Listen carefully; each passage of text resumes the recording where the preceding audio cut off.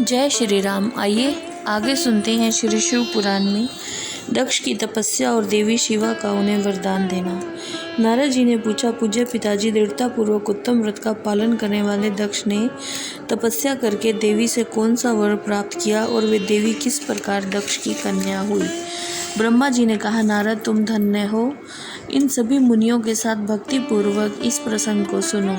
मेरी आज्ञा पाकर उत्तम बुद्धि वाले महाप्रजापति दक्ष ने क्षीर सागर के उत्तर तट पर स्थित हो देवी जगदम्बिका को पुत्री के रूप में प्राप्त करने की इच्छा तथा उनके प्रत्यक्ष दर्शन की कामना लिए उन्हें हृदय मंदिर में विराजमान करके तपस्या आरंभ की। दक्ष ने मन को संयम में रखकर दृढ़तापूर्वक कठोर व्रत का पालन किया। नियमों से युक्त होकर 3000 दिव्य वर्षों तक तप किया। वे कभी जल पीकर रहते, कभी हवा पीते, कभी सर्वथा उपवास करते, भोजन के नाम पर कभी सूखे पत्ते चबा लेते थे। मुनि श्रेष्ठ नारद तदंतर यम नियम आदि से युक्त हो जगदम्बा की पूजा में लगे हुए दक्ष को देवी शिवा ने प्रत्यक्ष दर्शन दिया।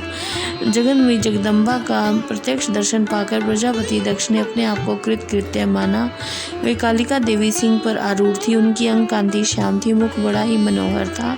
वे 4 भुजाओं से युक्त थी, हाथों में वरद, अभय, नील कमल और खड्ग धारण किए हुए थी। उनकी मूर्ति बड़ी मनोहारिणी थी।